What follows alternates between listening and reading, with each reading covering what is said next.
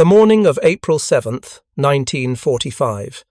30,000 feet above the Pacific, Staff Sergeant Robert Chen sat hunched over a glowing green screen in the cramped radar compartment of a B-29 Superfortress, watching patterns of light dance across the panoramic display of his AN/APA-10 receiver. Through his headset came the warbling, oscillating tones of Japanese radar installations sweeping the sky below, searching for the massive formation of American bombers now approaching the Japanese mainland. Chen was a radio countermeasures officer, an RCM officer, though the crews had taken to calling them by another name, Ravens. And on this morning, he and 246 other Ravens scattered across the bomber formation were about to fundamentally change the nature of warfare in the Pacific. If you're enjoying this deep dive into the story, hit the subscribe button and let us know in the comments from where in the world you are watching from today. The aircraft shuddered slightly as it pushed through a thin layer of cloud. Chen adjusted his headphones and continued monitoring the frequencies between 390 and 430 megahertz, his eyes never leaving the screen. Behind him, through the pressurized tunnel connecting the aft compartment to the forward crew positions, he could hear the muffled voices of the gunners checking their stations. But Chen's war would be fought on a different battlefield entirely, one invisible to the naked eye, where victory came not from bullets and bombs, but from the careful manipulation of radio waves across the electromagnetic spectrum. The story of how one formation of B-29 seconds came to carry more than 200 electronic warfare specialists into combat begins not with a single innovation or a lone operator's improvisation, but with a grinding, frustrating realization that had been building throughout the winter of 1944. The B-29 Superfortress, the most advanced bomber ever built, capable of flying higher and faster than any aircraft the Japanese possessed, was dying over Tokyo at an unacceptable rate. Not from superior enemy fighters, not from mechanical failure, but from something far more prosaic. The Japanese knew exactly where they were, and when they were coming. Japanese early warning radar, though less sophisticated than American systems, was effective enough. Ground stations scattered across the home islands could detect incoming bomber formations up to 100 miles away, giving fighter units precious time to scramble, climb to altitude, and position themselves for intercept. Ground-controlled intercept radar then guided these fighters directly toward the bomber streams with lethal precision. Once engaged, Japanese gun-laying radar helped direct anti-aircraft artillery with surprising accuracy, even against targets flying at 30,000 feet. The B-29 seconds, for all their technological superiority, were as visible to Japanese radar as lighthouses in the darkness. By February of 1945, XXI Bomber Command's losses were troubling. During high-altitude precision bombing raids against Japanese industrial targets, mechanical problems and adverse weather had combined with Japanese defenses to produce disappointing results. Aircraft commanders returning from missions over Tokyo and Nagoya brought back reports that were consistent and concerning. Japanese fighters seemed to know exactly where the formations would be, often waiting at altitude and attacking from positions of advantage. The defensive armament of the B-29 1250 caliber machine guns and a 20mm cannon in remotely controlled turrets proved inadequate when Japanese pilots could set up perfect attack runs guided by ground radar. The decision to fundamentally change tactics came from Major General Curtis LeMay, who assumed command of XXI Bomber Command in January 1945. LeMay understood that the precision bombing campaign was failing, and he made the controversial decision to switch to low-altitude nighttime incendiary attacks on Japanese cities. But even as this tactical shift was being implemented, a parallel effort was underway to address the radar problem that had plagued the high-altitude campaign. If American bombers could somehow blind Japanese radar, or at least render it ineffective, the entire strategic picture would change. The technology for electronic countermeasures had been developing throughout the war, primarily in the European theatre, where British and American forces had pioneered radar jamming techniques against German defences. Now, in the spring of 1945, this technology was finally reaching the Pacific in quantities sufficient to make a difference. The APT-1 jammer, manufactured by General Motors' Delco division, could broadcast powerful interference across the frequency range used by Japanese search and fire control radars. The APQ-2 jammer provided similar capabilities with different characteristics. Together, they represented the cutting edge of electronic warfare technology. But technology alone wasn't enough. Each jammer required a trained operator, someone who could identify enemy radar signals, determine their purpose, and deploy countermeasures effectively. This was the role of the radio countermeasures officer, and it was a position that had been added to B-29 crews only recently. The standard B-29 crew consisted of 11 men: pilot, co-pilot, flight engineer, navigator, radio operator, radar operator, bombardier, and 4 gunners. The RCM officer was the 12th man, squeezed into the already cramped radar compartment where space was at a premium. Staff Sergeant Robert Chen had volunteered for RCM training in February, drawn by the promise of something different from standard aircrew positions. The training had been intensive: 3 weeks of instruction on radar theory, Japanese radar systems, and the operation of American jamming equipment. Chen learned to recognize the characteristic signatures of different Japanese radar types, the steady pulse of early warning systems, the more rapid scanning of height-finding radar, the tight beams of gun-laying systems.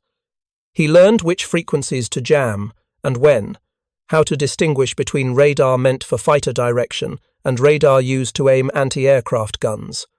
Most importantly, he learned that his mission was not just about operating equipment, but about winning an invisible duel against Japanese radar operators who were just as determined to find the bombers as he was to hide them.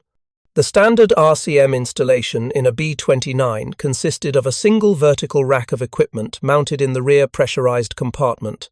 At the center was the AN/APR-4 receiver, capable of scanning frequencies from 38 to 4000 MHz.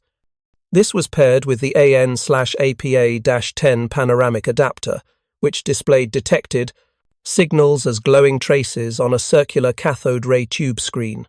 The RCM officer would sit, or more accurately, crouch in front of this equipment, watching the screen and listening through headphones for the telltale signs of enemy radar. The physical position was notoriously uncomfortable. In many aircraft, there simply wasn't room for a proper seat, and RCM officers learned to perch on whatever was available. In some configurations, this meant sitting on the toilet seat to the left of the radar operator's station. It was cramped, cold at altitude despite the pressurization, and demanded hours of intense concentration. But it was also crucial. By early April, sufficient numbers of APT-1 and APQ-2 jammers had reached the Mariana Islands bases to equip a significant portion of the B-29 force. The plan developed by XXI Bomber Command's operations staff was ambitious.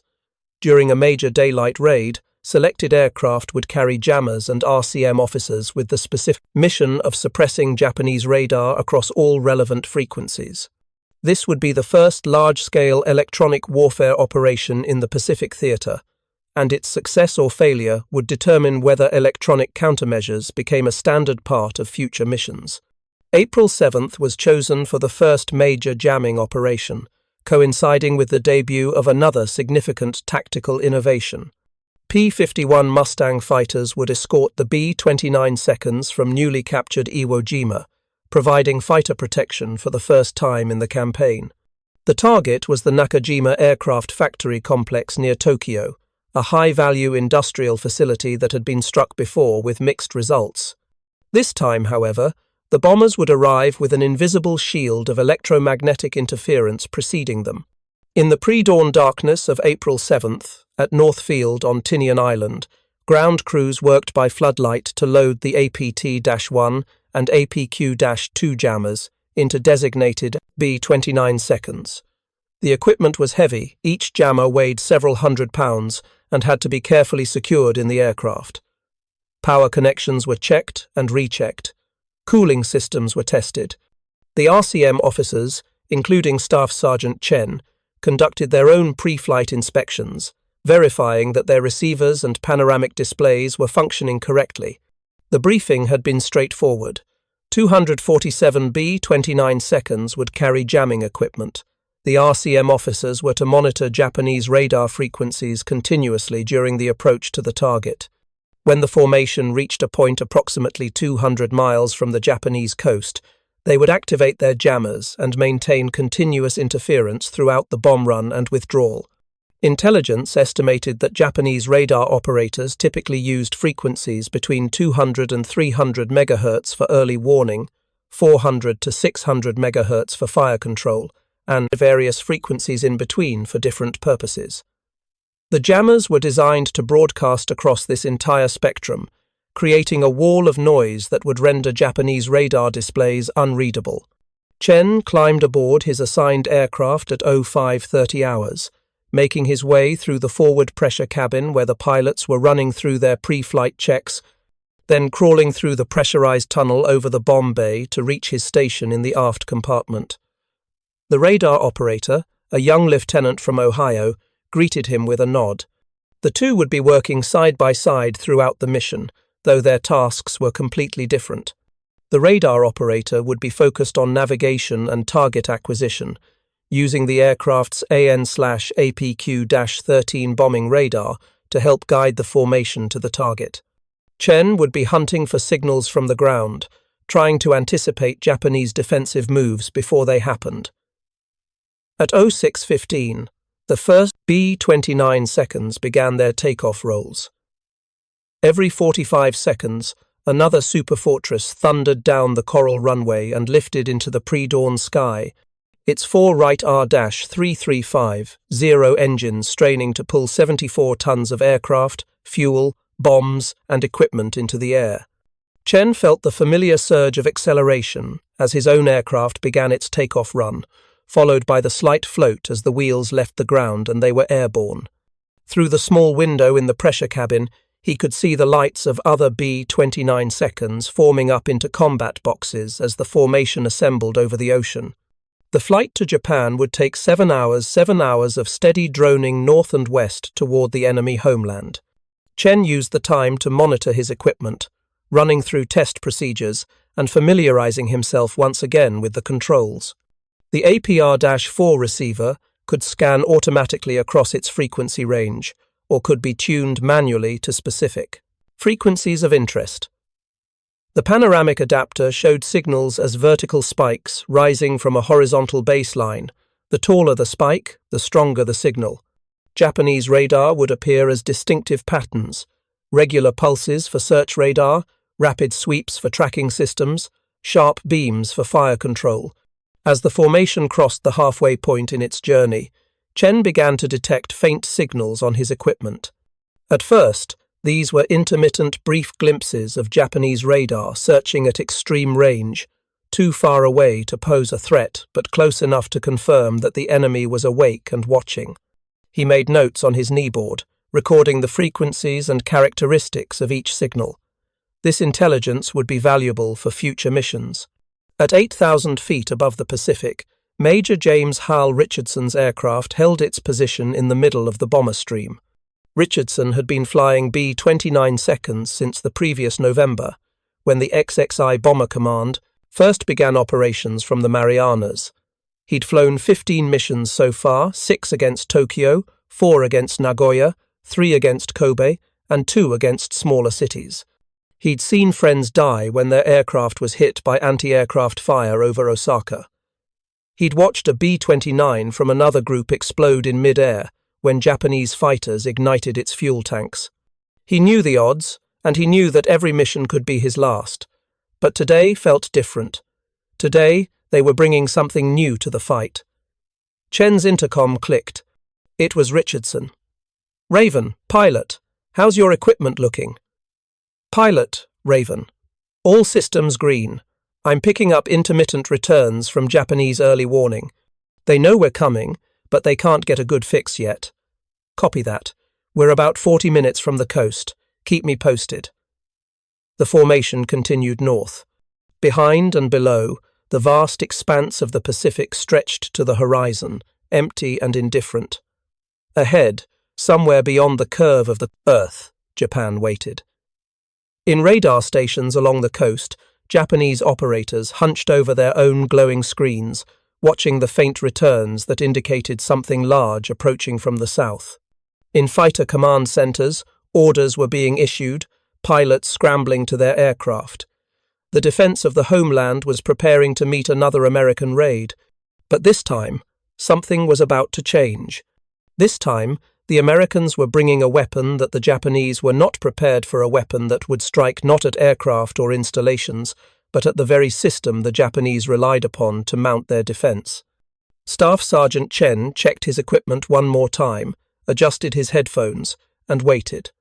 In 35 minutes, he would begin a form of combat that most of his fellow crew members couldn't even see. 22 minutes from the Japanese coast, Chen watched his panoramic display explode with activity.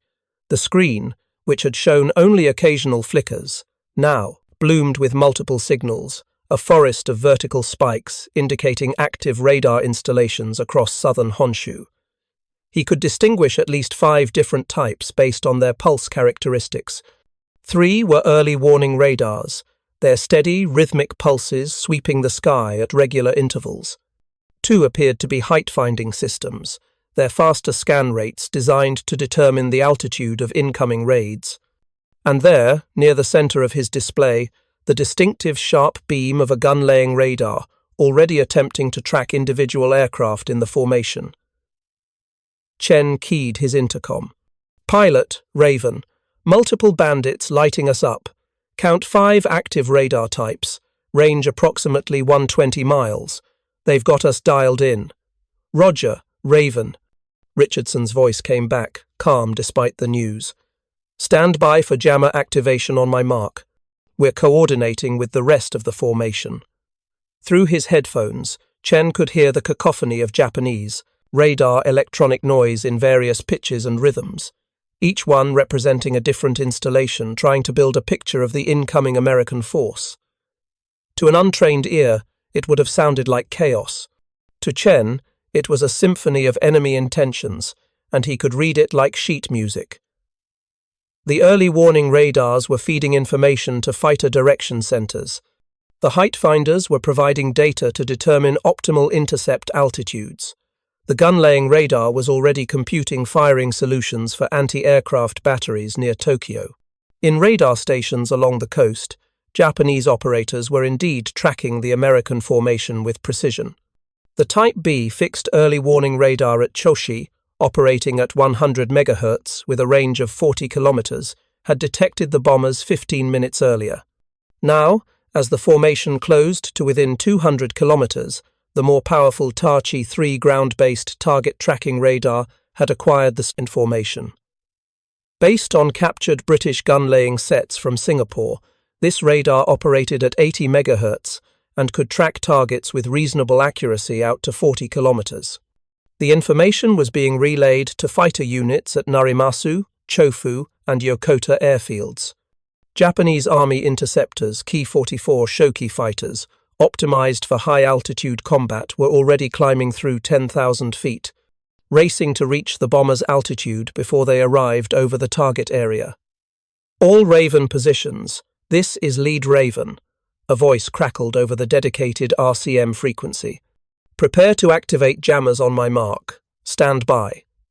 Chen's hand moved to the power switches for the APT-1 jammer mounted behind his position. The unit had been pre-tuned to broadcast across the most common Japanese radar frequencies, 200 to 300 MHz for search radars, 400 to 550 MHz for fire control. When activated, it would pump out high-power interference across this entire spectrum, creating electronic noise that would overwhelm the Japanese radar receivers. "All Raven positions, Mark. Activate jammers now." Chen flipped the switches. The jammer behind him came to life, with a high-pitched whine that he could hear even through the aircraft's soundproofing and his headphones. On his panoramic display, the effect was immediate, his own screen partially blanked out as the jammer's output overwhelmed the APR-4 receiver. He quickly adjusted the receiver's sensitivity, filtering out his own jammer's signal so he could continue monitoring enemy transmissions. What he saw next made him lean forward in his seat. The Japanese radar signals were beginning to distort. The clean, regular pulses he'd been tracking moments before were now buried in layers of noise. Some signals disappeared entirely from his display, overwhelmed by the American jamming. Others became erratic, their regular timing disrupted.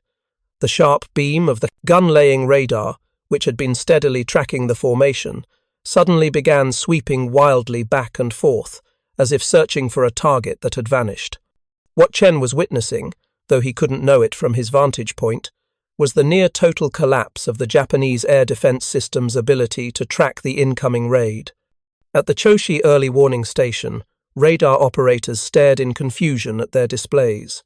Where moments before they had seen clear returns from a large formation of aircraft, there was now only a pulsing, shifting wall of electronic noise that moved across their screens like a snowstorm. They could tell that something was out there. The sheer volume of interference made that obvious, but they couldn't determine how many aircraft, at what altitude, or on what precise heading. The radar had become effectively useless. At the Fighter Direction Center, coordinating the Japanese defense, the situation was rapidly deteriorating. The early warning radar's loss of tracking meant that fighter controllers couldn't provide accurate vectors to the interceptor pilots now climbing toward 30,000 feet. Radio calls became increasingly frantic. Vector, request vector to contact. The best the controllers could provide was educated guesses based on the formation's last known position and probable heading. Some fighters were directed to areas where the bombers had already passed. Others climbed to intercept altitudes, only to find empty sky. The gun-laying radars suffered even more catastrophic disruption. These systems operated on frequencies that the Japanese had standardized for ease of maintenance and training, a decision that seemed logical in peacetime, but now proved disastrous.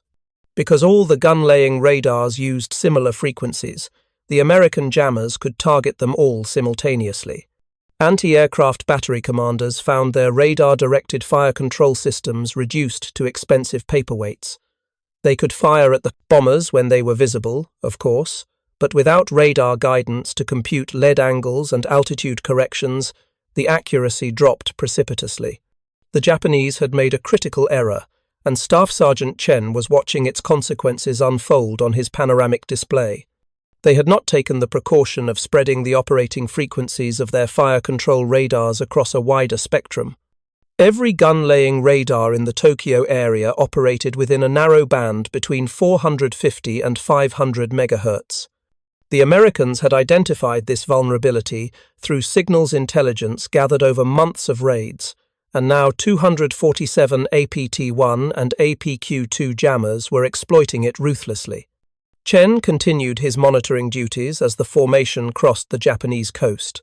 His display showed the Japanese making attempts to counter the jamming. Some radar operators were trying to increase their transmission power, hoping to punch through the main interference.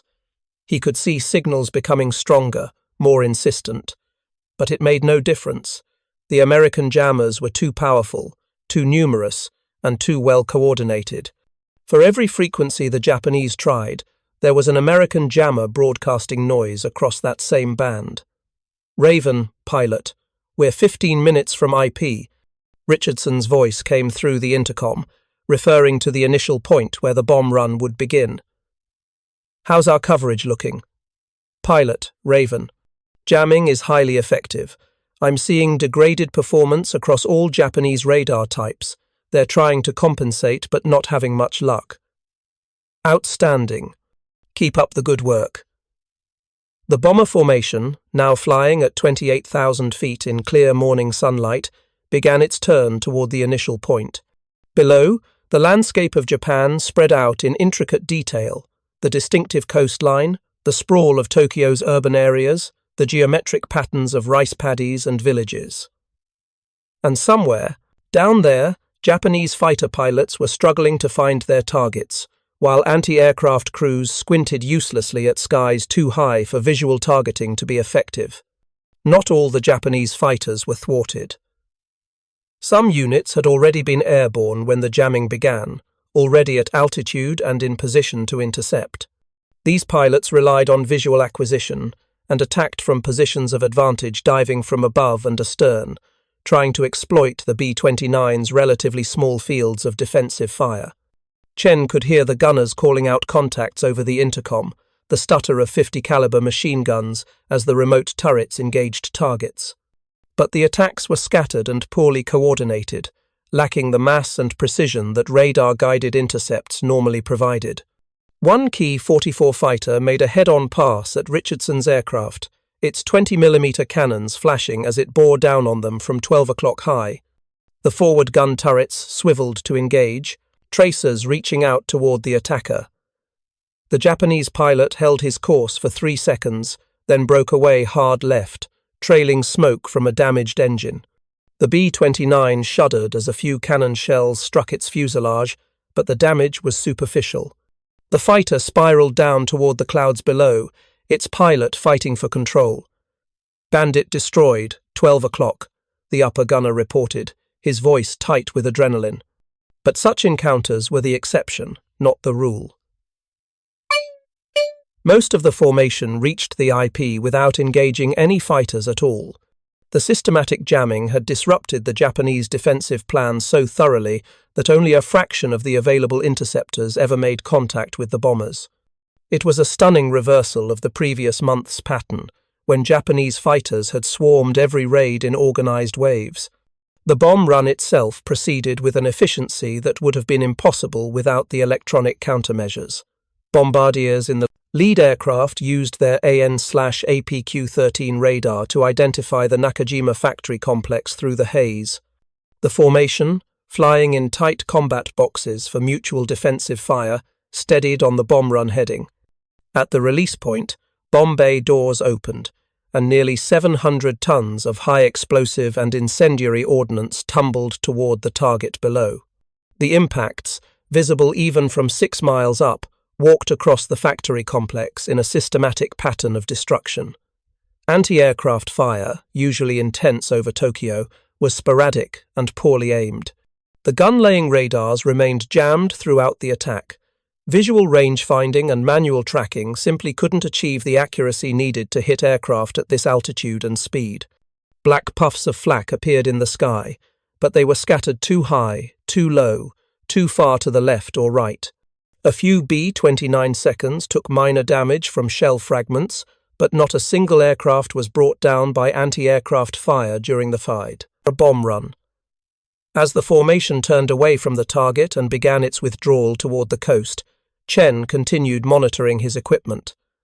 The Japanese were still trying desperately to break through the jamming. He could see them shifting frequencies, attempting to find a clear channel. Some radar operators had switched to backup frequencies, hoping to catch the Americans by surprise.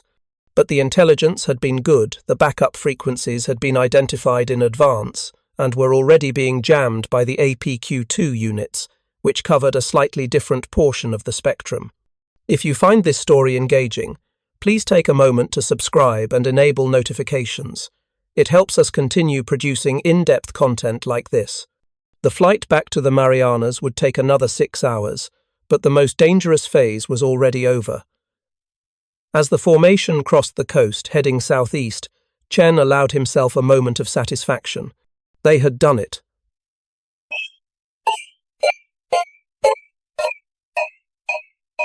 The systematic electronic countermeasures campaign had worked exactly as planned.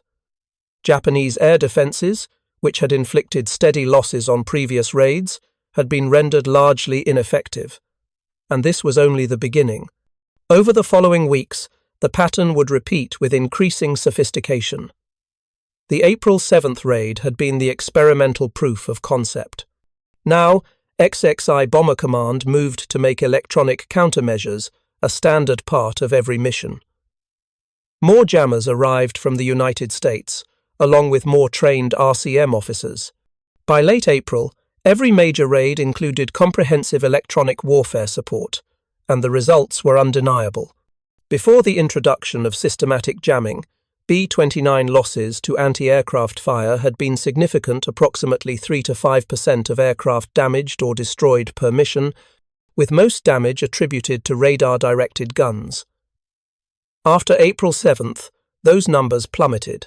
Missions that would have previously resulted in a dozen aircraft lost to flak now saw perhaps one or two damaged. The difference was stark and immediate. The Japanese attempted to adapt. Some radar units tried frequency hopping, manually switching their operating frequencies during raids to find clear channels. But this required coordination between multiple radar sites and fire control centers, coordination that was difficult under combat conditions and impossible when communications were also being jammed. Other units tried increasing their transmission power to brute force through the interference, but the American jammers simply matched their output. It became an arms race that the Japanese couldn't win. They lacked the industrial capacity to develop and deploy countermeasures at the scale needed. By May, XXI Bomber Command had introduced another innovation: specialized Guardian Angel aircraft.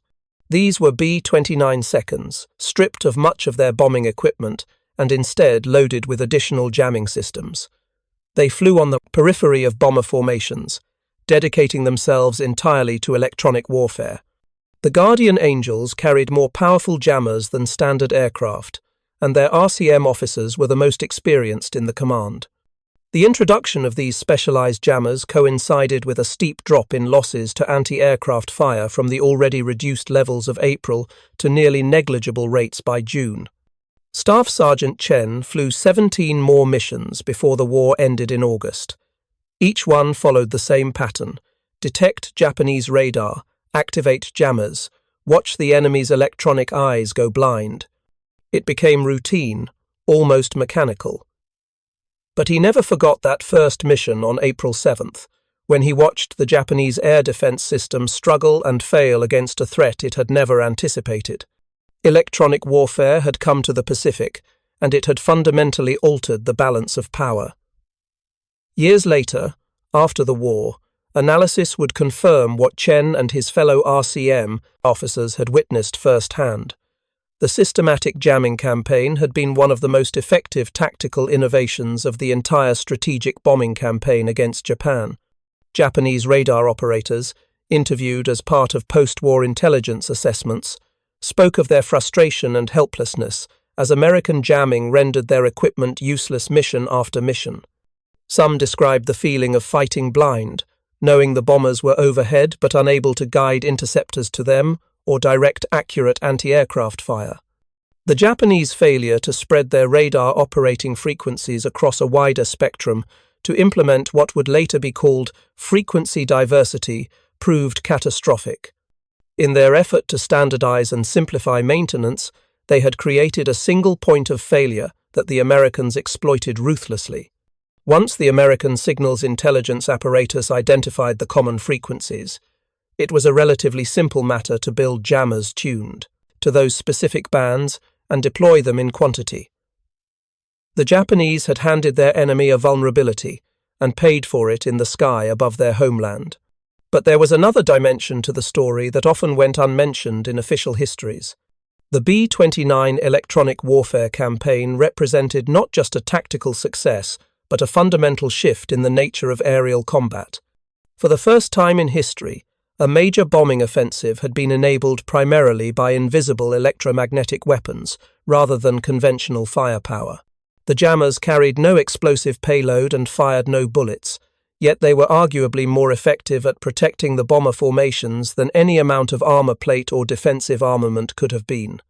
The technology itself was not particularly exotic by the standards of 1945. The principles of radio frequency jamming had been understood since the 1920s. What made the April 7th raid significant was not the invention of new science, but the systematic application of existing technology at operational scale. 247 jammers, coordinated across a formation of bombers, working in concert to suppress an entire air defense network. This was unprecedented, and its success would influence military planning for decades to come. Chen's specific experience sitting cramped in the aft compartment of a B-29, watching radar signals flicker and distort on a green screen, was replicated hundreds of times across the XXI Bomber Command. Other RCM officers had similar stories.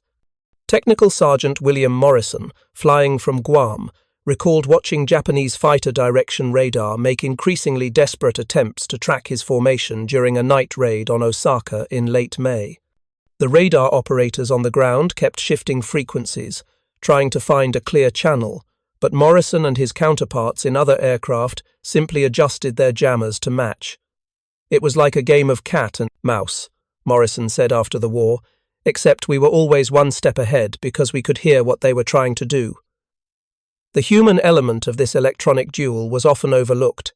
On both sides, young men in their early 20s operated complex equipment under combat conditions, trying to outsmart and outmaneuver their opposite numbers.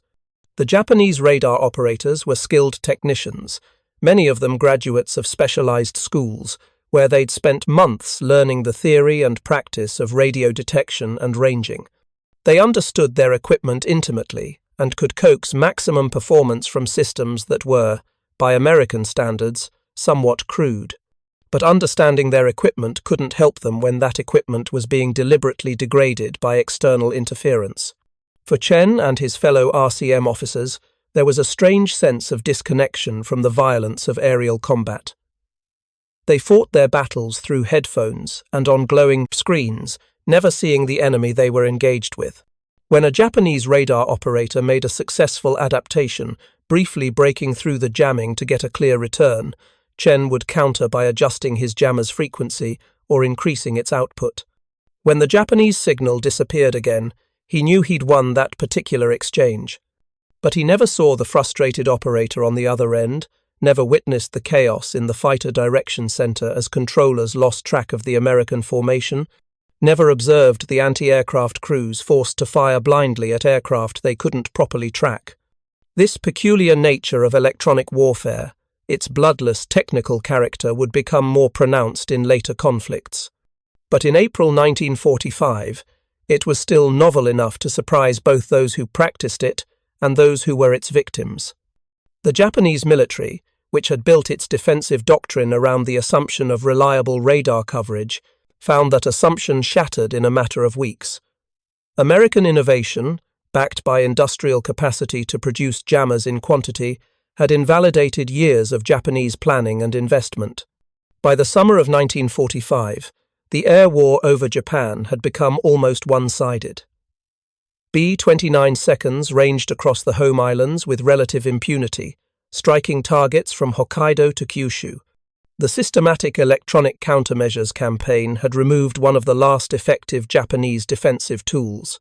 Fighter opposition, already weakened by fuel shortages and pilot attrition, became even less effective without radar guidance.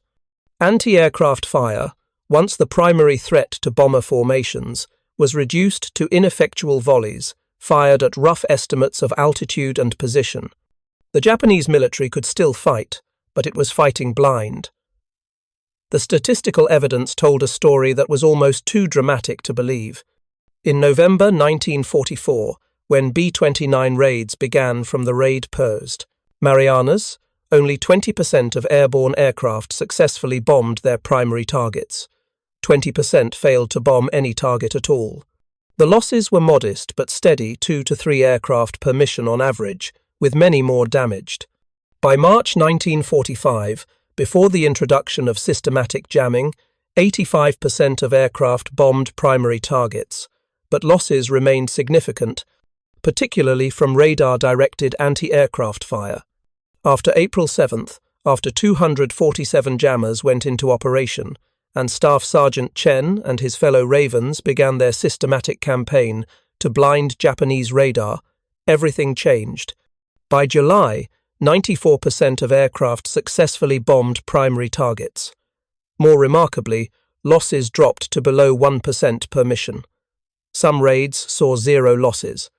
The transformation was so complete that by late summer, B-29 crews joked that the most dangerous part of any mission was the takeoff and landing, not the time over Japan. The Japanese understood what was happening to them. Captured documents recovered after the war revealed the extent of their awareness and frustration. A report from the Imperial Japanese Army Air Service's Technical Air Arsenal, dated June 19, 1945, included this assessment. Enemy electronic countermeasures have rendered our ground-controlled intercept procedures ineffective. Radar operators report consistent interference across all operational frequencies. Fighter units report inability to receive accurate vectors to intercept positions. Fire control radar for anti-aircraft artillery shows continuous degradation. No effective counter-procedure has been identified. What the report didn't say, what perhaps couldn't be said in an official document, was that Japanese radar operators had begun to feel a sense of helplessness. In interviews conducted after the surrender, several operators described the psychological impact of knowing they were being deliberately blinded. "We could tell the Americans were there," one operator from a radar station near Yokohama recalled. "The jamming itself was evidence of their presence. But we couldn't tell our commanders how many aircraft, what altitude, what precise heading. The equipment we'd been trained on, that we'd maintained so carefully, had become useless. It was like trying to fight with your eyes closed." The Japanese attempted several countermeasures, though none proved effective. Some radar units tried operating in passive mode, attempting to detect the American jammers themselves and use their signals as homing beacons for fighters. This approach had theoretical merit after all. The jammers were broadcasting powerful signals that could be detected and tracked. But in practice, it failed for several reasons. The jammers were distributed throughout the bomber formation, not concentrated on specific aircraft, which made them useless as precision homing beacons.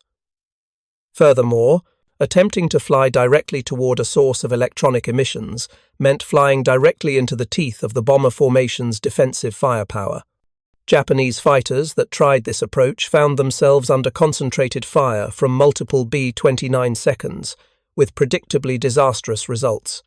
Other Japanese units attempted to deploy mobile radar stations that could be moved frequently, hoping to stay ahead of American signals intelligence. If the Americans didn't know where the radars were, the reasoning went, they couldn't jam them as effectively. But this approach underestimated the sophistication of American electronic reconnaissance. The B-29 formations included dedicated ferret aircraft carrying advanced receivers that could detect and locate enemy radar transmissions from dozens of miles away. No matter where the Japanese positioned their mobile radars, they were identified and jammed within minutes of beginning transmission. Perhaps the most telling evidence of Japanese desperation came in late July, when some radar units began experimenting with extremely high-frequency systems operating above 1,000 MHz frequencies that American jammers didn't cover.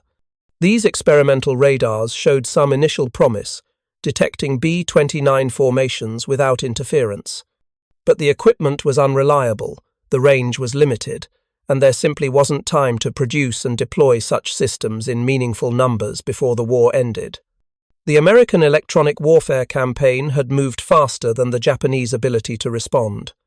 The human cost of this electronic defeat was measured not primarily in Japanese casualties, though those were substantial, but in the destruction that Japanese air defenses could no longer prevent. Unable to track incoming bomber formations effectively, unable to vector fighters to intercept, unable to direct accurate anti-aircraft fire, the Japanese military watched as American B-29 seconds systematically destroyed one city after another. The great firebombing raids of March through July 1945, which devastated Tokyo, Osaka, Nagoya, Kobe, Yokohama, and dozens of smaller cities, succeeded in part because electronic countermeasures had stripped away much of Japan's defensive capability. This was not the way Staff Sergeant Chen or any other RCM officer thought about their work during the war. They were focused on their immediate task: monitor frequencies, identify threats, activate jammers, watch the enemy signals degrade. The broader strategic implications, the cities burning below, the course of the war being altered by invisible electromagnetic interference. These were abstractions, too large to grasp from the cramped confines of a B-29 radar compartment. Chen's war was fought on a green phosphor screen, one frequency sweep at a time.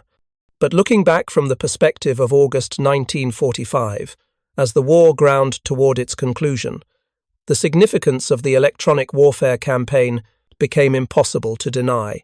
The B-29 offensive against Japan had succeeded for many reasons: superior aircraft performance, massive industrial production, the capture of forward bases in the Marianas and Okinawa, the availability of fighter escorts from Iwo Jima.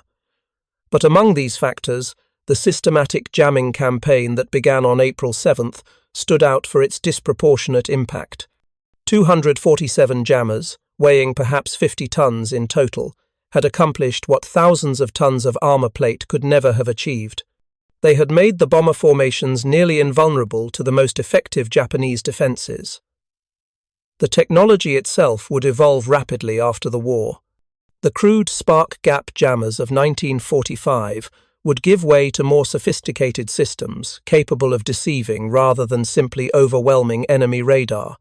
The concepts of electronic warfare that Chen and his fellow Ravens pioneered would expand into entire military disciplines, with specialized aircraft, dedicated personnel, and doctrines that assumed electromagnetic dominance was as important as air superiority.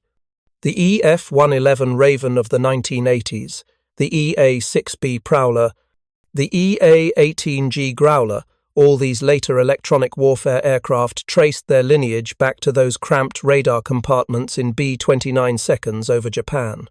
But in August 1945, as Chen flew his final mission, a raid on Osaka 5 days before the Japanese surrender, none of that future evolution was visible. He was simply doing his job one last time, monitoring frequencies, watching Japanese radar struggle futilely against American jamming, contributing his small part to the vast machinery of war. The mission proceeded like all the others since April. Japanese radar detected the formation at extreme range. Chen activated his jammer as the bombers approached the coast. Enemy signals degraded into uselessness. The bombs fell on target. The formation withdrew without significant losses. It had become routine. The war ended on August 15th. Chen was back on Tinian, his B-29 undergoing routine maintenance, when the announcement came. There would be no more missions. The jamming equipment was powered down for the last time. The AN/APR-4 receivers, the AN/APA-10 panoramic adapters, the APT-1 and APQ-2 jammers, all the gear that had been so crucial just days before, suddenly became surplus equipment, destined for storage or disposal. The Ravens who had operated them returned to being ordinary airmen, their specialized skills no longer needed. In the decades after the war, historians analyzing the strategic bombing campaign against Japan would debate many questions. Was the firebombing morally justified? Could Japan have been defeated without the atomic bombs? What role did the B-29 offensive play in forcing Japanese surrender? These were important questions, worthy of serious consideration. But often overlooked in these debates was the technical and tactical revolution that had made the B-29 offensive so devastatingly effective in its final months. The systematic electronic warfare campaign deserved recognition as one of the most successful innovations of the entire war. The Japanese themselves recognized this in their post-war assessments. A comprehensive study conducted by the United States Strategic Bombing Survey, which interviewed Japanese military officers and examined captured documents, included extensive discussion of electronic countermeasures. Japanese officers consistently cited American jamming as one of the factors that most degraded their defensive capabilities. We could not effectively counter the B-29 raids after April 1945, stated Major General Arisu Seizo, Chief of Intelligence for the Imperial Japanese Army General Staff. Our radar systems, which had been adequate for earlier defensive operations, were rendered ineffective by American electronic warfare. This loss of situational awareness prevented us from concentrating our fighter forces or directing accurate anti-aircraft fire. Staff Sergeant Robert Chen returned to the United States in October 1945, one of thousands of B-29 crewmen rotating home after victory. He received credit for 18 combat missions, a cluster of ribbons and medals that signified his service, and an honorable discharge. He rarely spoke about his wartime experiences, and when he did, he focused on the technical aspects rather than the drama or danger. The work of an RCM officer didn't lend itself to exciting stories, no dogfights, no close calls with fighters, no engines shot out forcing desperate emergency landings. Just hours of watching a green screen, adjusting frequencies, monitoring enemy signals. But the impact of that unglamorous work rippled far beyond Chen's individual contribution. Multiply his 18 missions by 247 jammers per mission by the dozens of major raids conducted between April and August, and you begin to appreciate the scale of the electronic warfare campaign. Thousands of jamming sorties, millions of hours of transmitted interference, Japanese radar systematically suppressed across the entire home islands. It was industrial-scale electronic warfare, and it had fundamentally altered the strategic bombing campaign. The story that began on the morning of April 7th, 1945. With Chen hunched over his equipment, watching Japanese radar signals flicker on his display, was not the story of one radio operator's crazy frequency hop, not the tale of a lone genius finding an innovative solution. That was the mythology, the simplified version that would sometimes appear in popular accounts. The truth was more prosaic, but also more impressive. It was a story of systematic planning, careful intelligence work, technological development, mass production, and coordinated execution. It was a story of 247 aircraft carrying identical jamming equipment, 247 RCM officers following the same procedures, all working together to blind an enemy's eyes. The Japanese had built an air defense network that relied heavily on radar. They had invested resources, trained personnel, and integrated these systems into their defensive doctrine.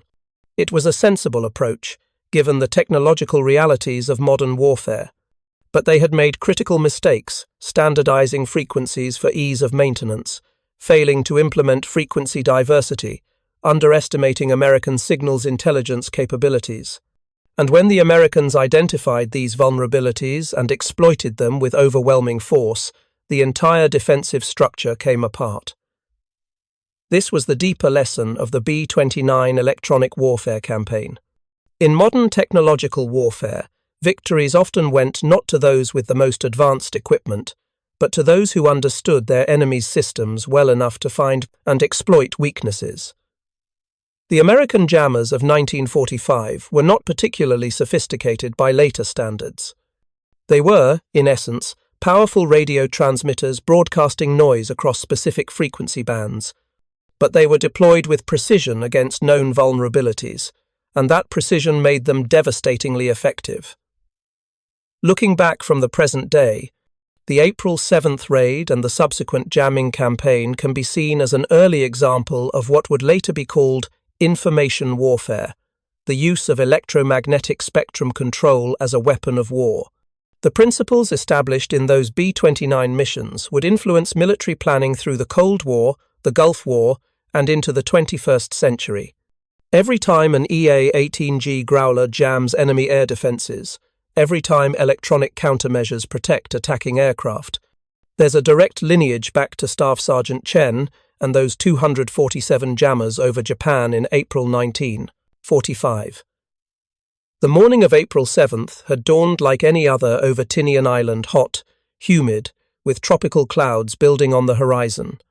By the time Chen's B-29 touched down that evening, 13 hours after takeoff, the Pacific War had fundamentally changed, though few people realized it yet. The systematic campaign to blind Japanese radar had begun, and it would continue with increasing effectiveness until the war's end. The invisible war in the electromagnetic spectrum had been won decisively, and that invisible victory had enabled all the visible ones that followed. Chen died in 1997, at the age of 73. His obituary in the San Jose Mercury News mentioned his service as a B-29 crew member, but didn't specify his role as an RCM officer. Few people outside military electronic warfare communities would have understood the significance if it had. The Ravens of World War II were never as famous as fighter pilots or bomber crews, never received the same recognition. Their contribution was too technical, too invisible, too difficult to capture in dramatic narratives. but the contribution was real nonetheless. Every B-29 that reached its target unmolested by radar-directed fighters or anti-aircraft fire, every bomb that fell without interference from Japanese defenses, every crew member who returned safely to the Marianas because Japanese radar couldn't track them effectively, all of this owed something to the unglamorous work of men like Chen, sitting cramped in radar compartments, watching green screens, adjusting frequencies. The electronic warfare campaign had been one of the most successful tactical innovations of the Pacific War, and its success had been built on the cumulative efforts of hundreds of RCM officers flying mission after mission, jamming Japanese radar night after night, blinding the enemy's eyes systematically and relentlessly until there was nothing left to see. The story of how one radio operator's frequency, HOP, supposedly jammed all Japanese interceptors was a myth, a simplification, a legend that obscured more than it revealed. The truth was better. The truth was 247 jammers working in concert, a carefully planned and executed electronic warfare campaign, systematic exploitation of enemy vulnerabilities, and the unglamorous but essential work of men who fought their war through headphones and on glowing screens. That truth, less dramatic but more impressive, deserved to be remembered. Thank you for watching. For more detailed historical breakdowns, check out the other videos on your screen now, and don't forget to subscribe.